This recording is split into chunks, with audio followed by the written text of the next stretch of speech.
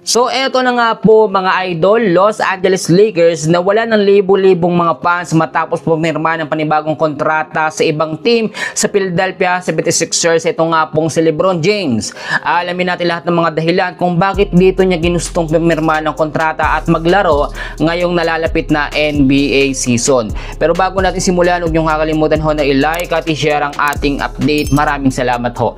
So idol, alam ko na isa ka sa nagulat sa naging decision nga po ni LeBron James. Ang akala natin sa mga last update ay mapupunta dito nga po sa Miami Heat, sa Cleveland Cavs, sa Warriors, etong si LeBron. Pero lumabas ang balita na pumirma na ito ng kontrata dito nga po sa 76ers. At kung titignan nyo, medyo lugi. Ito nga pong si LeBron.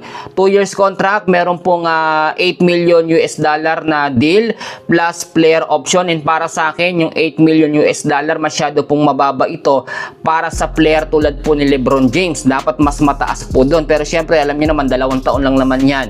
Ito po sa ngayon.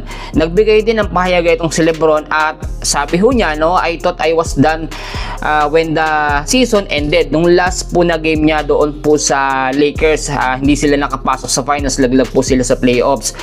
I was pretty sure I played my last game but still to really love this game. I have more to give. Marami bang mapapakita itong si LeBron at talagang nakita naman natin hindi pa tapos ang kanyang career sa NBA, lalo na sa paglalaro ng basketball. Pero marami ang nagulat, especially ang kanyang recent team o kanyang dating team na Los Angeles Lakers. Ito po ang issue ngayon at pinag-uusapan. Marami nagulat, especially si Luka, si Austin Reeves, dahil hindi nila ina-expect na dito po sa kupunan na ito mapupunta si LeBron.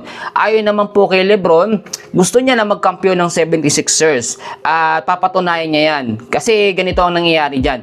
Mas pinili ni LeBron yung kupunan na hindi naman ganong kalakas tulad po ng 76ers. Kahit hindi po ito kasing lakas ng Warriors, ng Cleveland, ng Miami Heat, palalakasin po yan ni LeBron. Ganito po ang mangyayari dyan. Kung si LeBron po ay pumunta sa malakas na team, hindi po mararamdaman ng impact dyan ni LeBron. Kasi malakas na nga na team eh. Hindi na kailangan ng tulad ni LeBron sa Warriors dahil ang pinakamata ng Warriors, ito pong si Stephen Curry. Samantalang dito sa Philadelphia 76ers, si LeBron na magiging sentro at pinakamagiging mata ngayon ng 76ers. At kahit loaded po sa mga star player, etong kanyang panibagong team, still pasok pa rin sa starting 5 na lineup po etong si LeBron. Ito yung pinaka-issue ngayon. Marami po talaga ang mga fans ng Lakers at halos kalahati po ng fans ng Lakers ay sumusuporta po dito kay LeBron James. Marami po mga Pilipino ngayon ang sinasabi, nako, lilipat na kami sa Philadelphia 76ers kasi nandun po si LeBron. Sinusuportahan natin si LeBron kahit saang team po siya mapunta. Sa Lakers, alam naman natin, kaya tayo nanonood ng laban ng Lakers dahil syempre, si LeBron nandoon. Aminin po natin, si Luka hindi pa ganoon masyado yung engagement niya sa mga fans ng Lakers.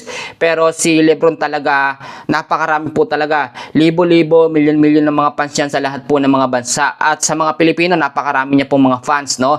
Ito po ang mangyayari ngayon. Dahil nga po, kasama sa starting 5 na lineup, etong si LeBron dito sa 76ers, si Luka at si Austin Reeves, itinuturing niya na nakalaban. So, ang mangyayari dito, once na magkaharap sila, kung sakasakali, di atin masabi yan mga idol, alam na po ni LeBron ang gagawing estratehiya kung paano tatalunin ang Lakers. Siyempre, no, siya ang dating franchise player po ng Lakers at siya ang pinakamata ng Lakers. Lahat ng estratehiya, mga sistema ni Coach J.J. Redick, alam na po ni LeBron. Samantalang, eto pong Lakers, pag nakaharap nila, eto nga pong 76ers, hindi nila alam kung paano sistema ang gagawin nila. Kasi siyempre, si LeBron po ang magiging sentro niyan. Hindi nila makokontra kung anong sistema ang meron po kay LeBron. I hope po mga idol nagigets yung sinasabi ko, ha.